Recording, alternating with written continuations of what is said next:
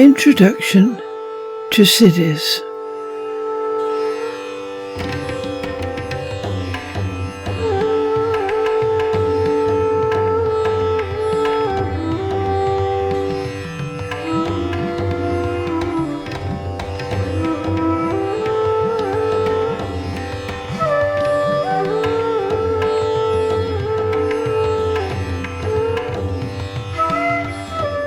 Siddhis are material, paranormal, supernatural, or otherwise magical powers, whereas many types of spiritual experience only involve the mind and not the body.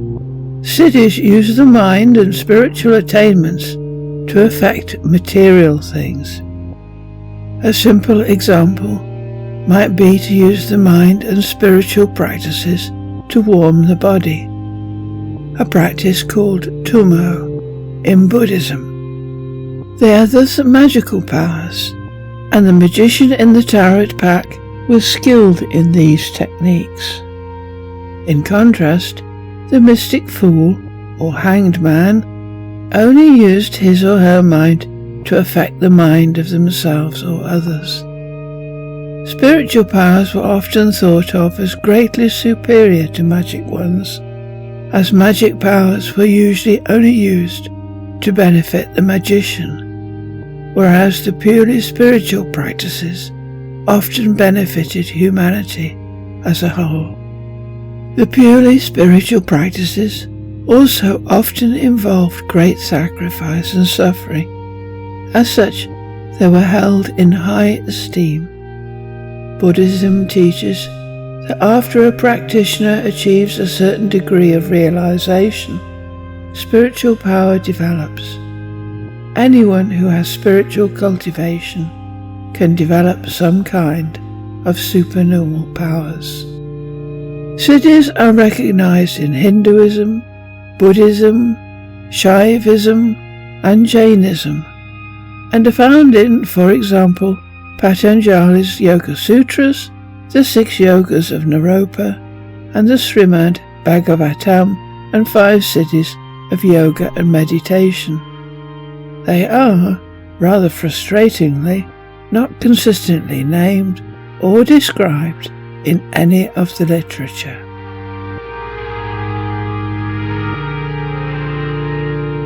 Siddhis and Vidya, sadhanas and tapas. Whereas a siddhi describes something one can do, an achievement or skill, for example, getting a plant to flower in winter, a sadhana is a spiritual discipline one uses to develop it. Vidya simply means correct knowledge, so it is another name for an acquired skill, in this case, levitation.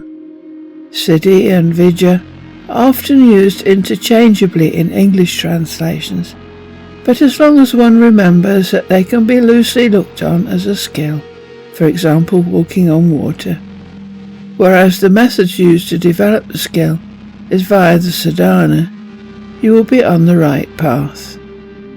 The word tapas may also be used to describe austere, spiritual meditation practices. Again, methods. The Siddhis, Vidyas have all been given different names in English, so we have tried to give the current English name for all these skills.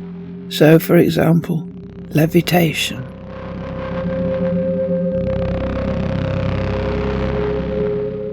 The Siddhis and Vidyas in detail. Parkaya Pravesh, possession. Parkaya Pravesh means entering one's soul in the body of some other person. Through this knowledge, even a dead body can be brought to life. Parkaya Pravesh is more generally known as possession. The possessed enters a trance-like state, and the alternative soul, possessor, takes over. All trance mediums are possessed in this way, and are completely unaware of what happens whilst they are possessed. D.D. Home was a Scottish trance medium. Nettie Coburn, President Lincoln's medium, was a trance medium. Indridi Indridasan was an Icelandic trance medium. Rudi Schneider was an Austrian trance medium. Edgar Cayce was an American trance medium. Georgia Yeats, wife of W.B. Yeats, was a trance medium. Eusapia Palladino was an Italian trance medium. Thus the skill from the possessed's point of view is in being able to put yourself in the trance state.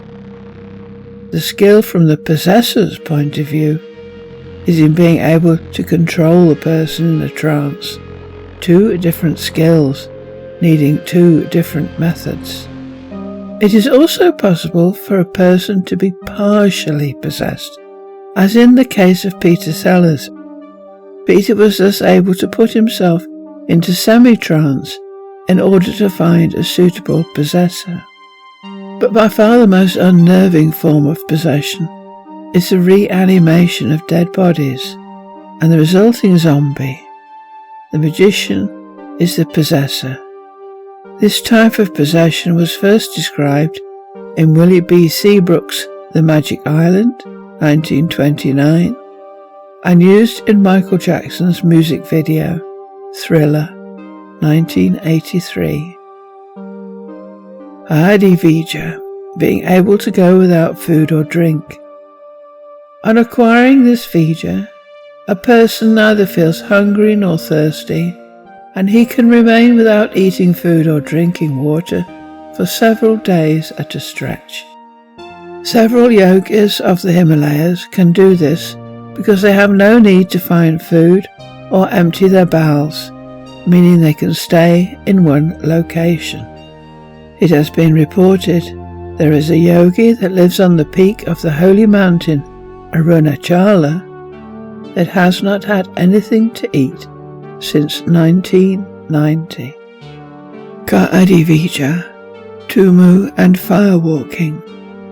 A person in Ka Adivija is not affected by change of seasons and shall not feel cold even if he sits in the snow-laden mountains, and shall not feel hot even if he sits in the fire.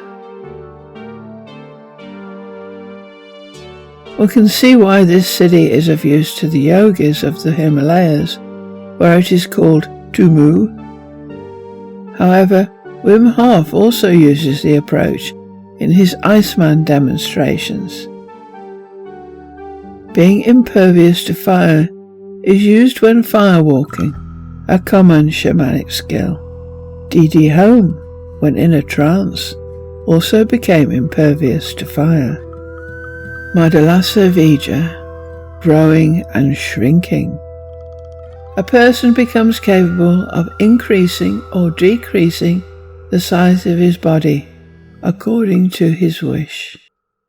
Anima Siddhi is the ability to shrink, become very small.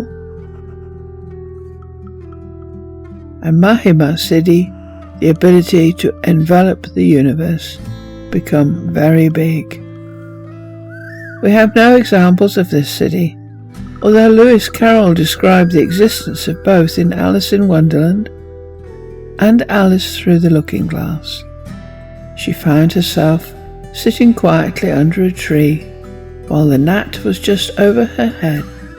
It certainly was a very large gnat, about the size of a chicken, Alice thought. Vayu Gama Siddhi, flying, Klagima Siddhi, levitation, and Garima Siddhi, the ability to become heavy or dense. Through this siddhi, a person can become capable of flying in the skies and travelling from one place to another in just a few seconds. People that can levitate can often learn to fly. The first step is to learn how to perform Lakima Siddhi, the ability to make one's body lighter than air. After that, one learns how to propel the body. Garima Siddhi then gives a person the ability to descend or appear heavy. Dynamo the Magician, for example, in his numerous videos on YouTube, tries to persuade the viewers that he can both levitate and descend by making himself heavy. Prapti Siddhi, out of body and remote viewing. The description for this siddhi simply says it is the ability of a person to access any place in the world. These days it would be called either an out-of-body experience or remote viewing, and is not achieved physically. Lung Gom Pa, supernatural running. This skill is known as wind meditation. Lung, wind, and Gom Pa, meditation. It enables the practitioner to run at an extraordinary speed for days without stopping. It is well known in Tibet, where extraordinary distances can be covered in relatively short times. Marit Sanjivani Vija, raising the dead. A dead person can be brought back to life, not as a zombie, but as they were before they died. Adi Shankara is said to have developed this Vija. However, amongst shamanic societies, this was a fairly common occurrence. Jesus, for example, raised Lazarus from the dead, and raised the son of the widow of Nain, Luke 7:11-17. Sai Baba is said to have raised a man from the dead, and in Hawaii, Dr. Brigham witnessed such an occurrence. Kamarupa, shape-shifting. The person changes their shape in order to either experience what it is like to be that thing, or alternatively, in order to disguise themselves, hide, or escape. Kamarupa is a compound Sanskrit word formed by karma, translated as desire, wish, passion, longing, pleasure, and rupa, form, shape, figure. In Alice in Wonderland, Lewis Carroll represented the phenomenon by describing how the Duchess's baby changes into a pig. Ishitva, weather control. The power of control over the natural world, enabling one to arrest wind, provoke rain, or storms. Also recognized as a shamanic skill that exists worldwide. Thor, for example, could conjure up storms.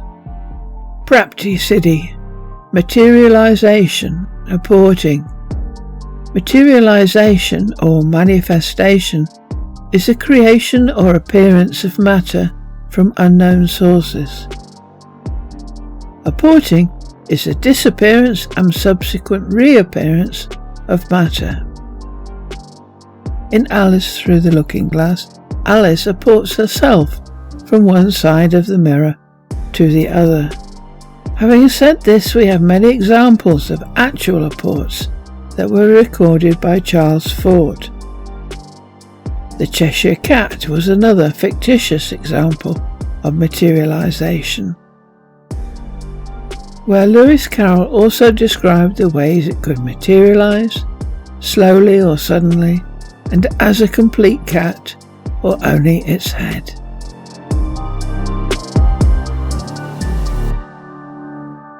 Siddhis that have lost their yogas. As shamanic societies have declined, and the old skills lost, and as the yogis that could have taught them have died, a great number of siddhis have disappeared, and sorcerers have taken the place of magicians, meaning the innocent initiate must be very wary of those who sell their services. Remember that most genuine people who have these gifts were born with them. They did not have to pay. to learn them.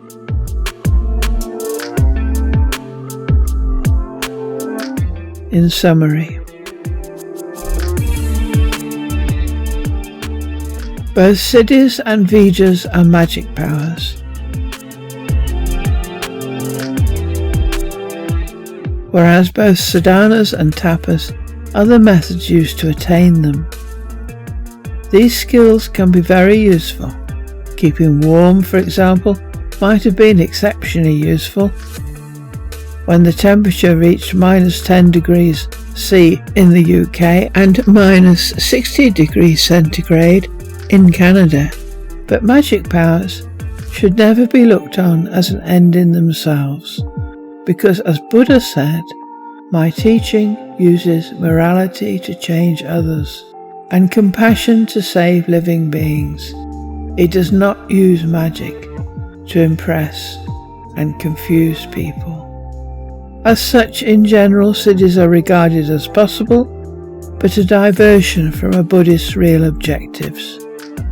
It is possible, for example, to employ the fruits of the Siddhis in such a manner that the mundane world, rather than being transcended, becomes even more attractive, and one's involvement within it is deepened even further.